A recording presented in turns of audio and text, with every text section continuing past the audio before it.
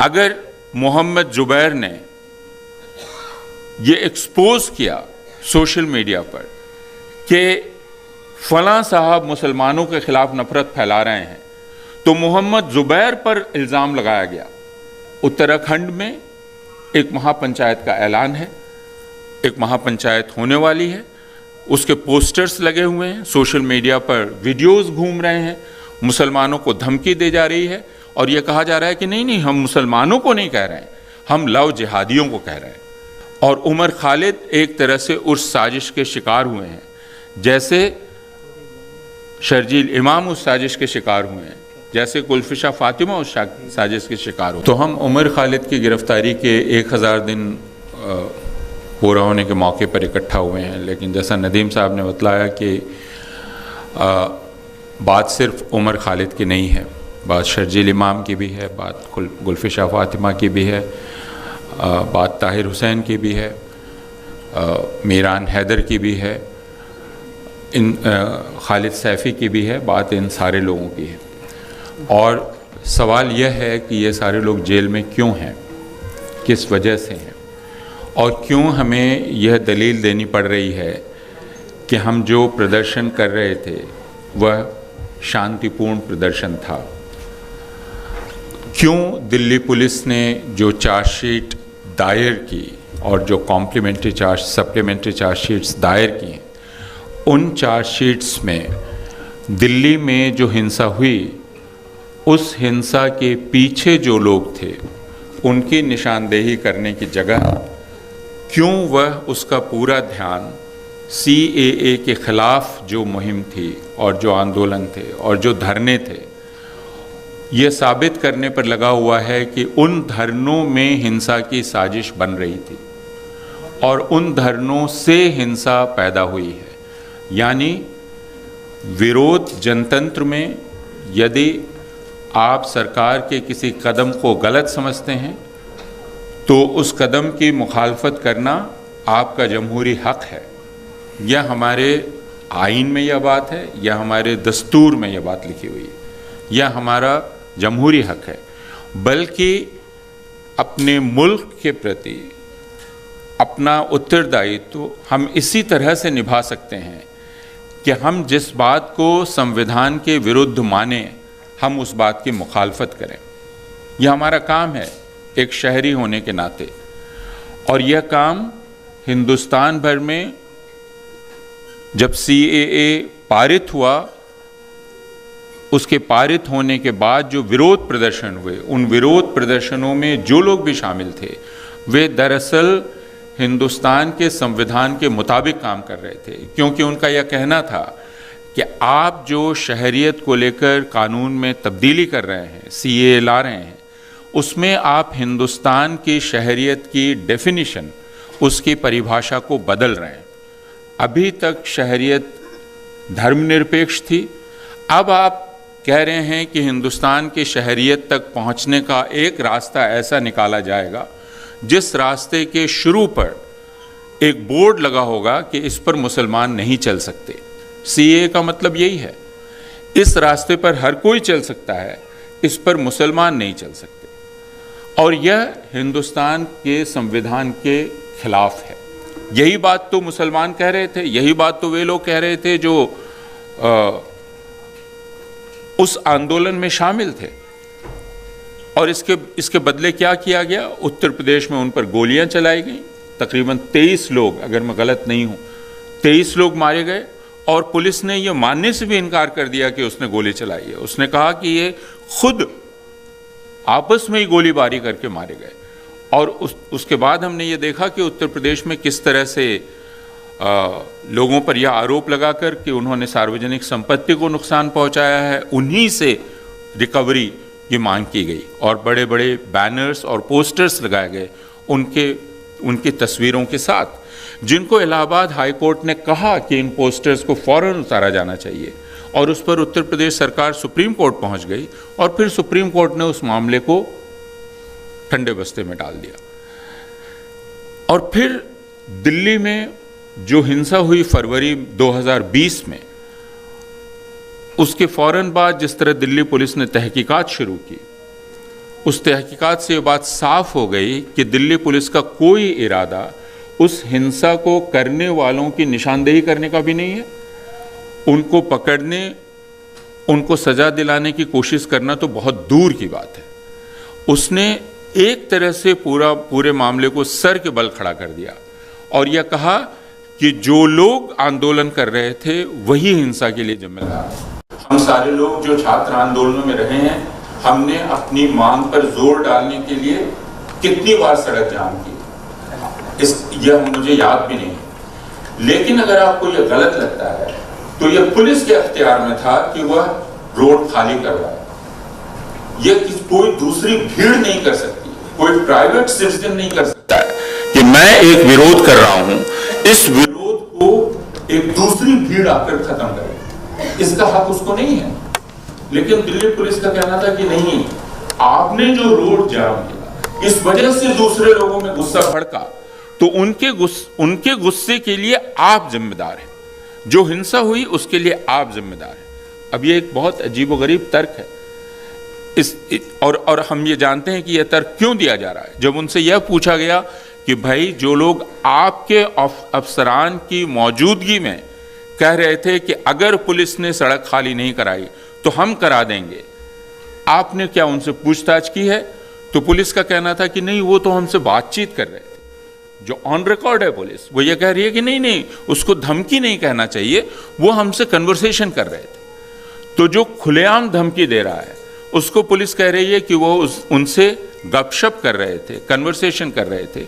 और जो औरतें 2 महीने 2.5 महीने से उस ठंड में बैठी हुई थी धरना दिए हुए अपनी मांग लेकर, यह कहा जा रहा है कि उन औरतों की आड़ में, उनके पीछे हिंसा की साजिश की जा रही थी। हम सारे लोग जानते हैं कि दिल्ली पुलिस को भी मालूम है, हर किसी को मालूम है कि यह कुतर्क है और यह झूठ है और यह झूठ जानबूझकर बोला जा रहा है। और यह बात इससे भी साबित होती है कि उसके बाद ऐसे हर मामले में जिसमें कोई एक मुसलमान शामिल हो, दिल्ली पुलिस का बल्कि हिंदुस्तान के ज्यादातर राज्यों की पुलिस का रुख क्या रहा है।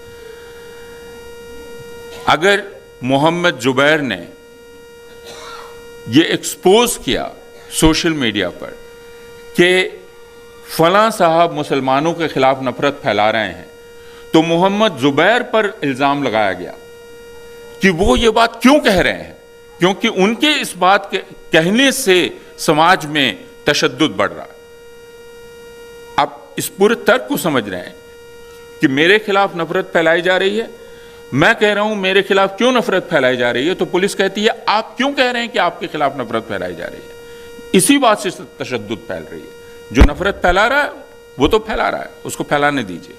वो गलत कर रहा है, सही कर रहा है, वो अलग बात है। तो ये जो पूरा माहौल है, और आज जब हम यहाँ बैठे हुए हैं तो कल उत्तराखंड में एक महापंचायत का ऐलान है, एक महापंचायत होने वाली है। उसके पोस्टर्स लगे हुए हैं, सोशल मीडिया पर वीडियोस घूम रहे हैं, मुसलमानों को धमकी दी जा रही है और यह कहा जा रहा है कि नहीं, हम मुसलमानों को नहीं कह रहे हैं, हम लव जिहादियों को कह रहे हैं। क्या सारे मुसलमान लव जिहादी हैं? तो फिर मुसलमान अपने ऊपर क्यों ले रहे हैं? हम तो लव जिहादियों को कह रहे हैं कि वो उत्तराखंड छोड़ के जाए, हम मुसलमानों को नहीं कह रहे हैं। और महाराष्ट्र के मुख्यमंत्री कह रहे हैं कि औरंगजेब की औलादें इस मुल्क में तशद्दुद फैलाना चाहती हैं। तो चारों तरफ एक ऐसा माहौल है जिसमें सरकारों ने तय कर लिया है और पुलिस ने तय कर लिया है कि इस मुल्क में हम मुसलमानों को मुजरिम मानकर अपनी कार्रवाई शुरू करेंगे। ये तय किया जा चुका है। हम इस जगह पहुंच चुके हैं। अब यह जेनोसाइड है, जेनोसाइड की शुरुआत है, उसका पहला कदम है, दूसरा कदम है, इस पर हम बहस कर सकते हैं। लेकिन आज जब इस मौके पर हम बैठे हुए हैं, यहाँ बैठकर आपस में बातचीत कर रहे हैं, उमर खालिद की गिरफ्तारी के 1000 दिन, कुछ लोगों के 1300 दिन, 1200 दिन इनके पूरे होने पर, तो हम दरअसल जिस बात पर जोर देना चाहते हैं वो यह कि हम मुसलमान हों या हिंदू हों, हमारा पूरा अधिकार है कि हम अपने संवैधानिक अधिकार की हिफाजत के लिए आंदोलन कर सकें। हमारा ये अधिकार है कि अगर कोई सरकार हमारे संवैधानिक अधिकार को हमसे ले रही है तो हम उस सरकार की मुखालफत कर सकें। हमारा यह भी अधिकार है कि हम उस सरकार को हटाने की मुहिम चला सकें।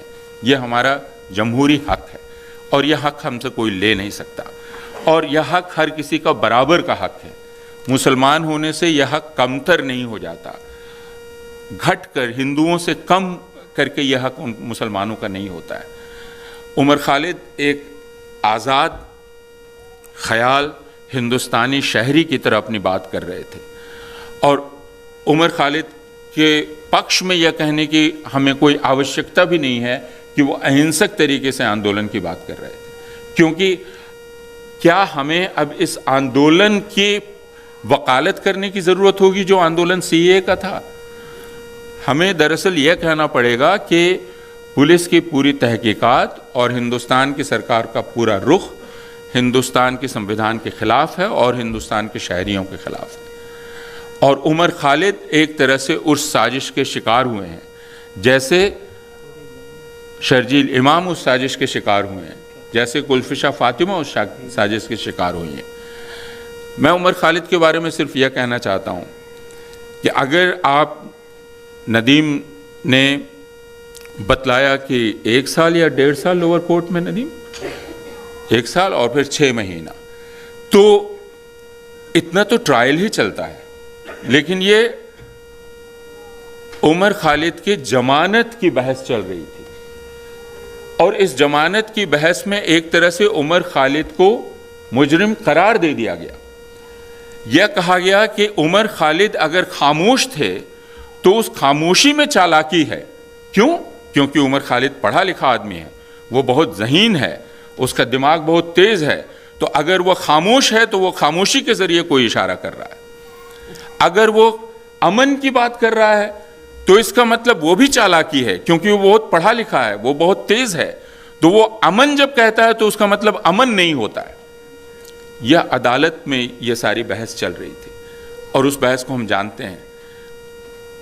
उमर खालिद को 2016 से तय कर लिया गया कि एक ऐसा प्रतीक बना दिया जाएगा कि अगर मुसलमान नौजवान, शिक्षित मुसलमान नौजवान आत्मविश्वास के साथ आज़ाद दिमाग की तरफ बात करेगा तो उसे इस हिंदुस्तान में आज़ाद नहीं रहने दिया जाएगा। उमर खालिद को इसका प्रतीक बनाया गया है कि यह मजाल कैसे है एक मुसलमान नौजवान की कि वह सर उठाकर अपनी आज़ाद ख्याली का इजहार कर सके और बराबरी के स्तर पर दूसरों से बर्ताव का दावा करे।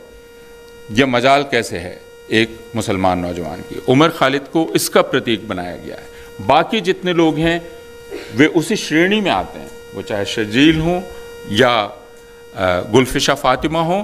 आपकी मजाल कैसे हुई कि आप अपने हक का दावा करें और आप उस पर जोर दें और उसके लिए मुहिम चलाएं?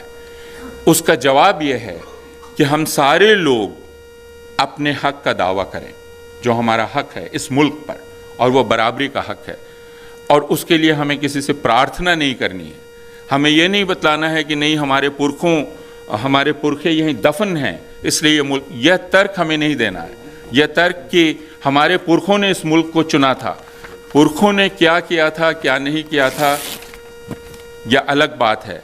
हम इस मुल्क में आज हैं और हमारे इस मुल्क में पैदा होने के बाद रहने की वजह से हमारा इस मुल्क पर बराबरी का हक है।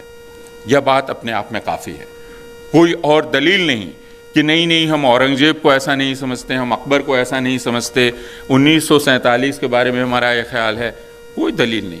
हम हिंदुस्तान में पैदा हुए हैं, हिंदुस्तान में पैदा होने की वजह से हिंदुस्तान का दस्तूर हमें यह हक देता है और वह हक हमारा है, और कोई दलील देने की ज़रूरत हमें नहीं है। और यही बात उमर खालिद कह रहा था, और इसी की सज़ा उमर खालिद को दी गई है। लेकिन जैसा मैंने कहा कि ऐसा वक्त आता है जब आप अपने इंसान होने की बात को जब सामने रखते हैं तो उसकी सज़ा आपको मिलती है।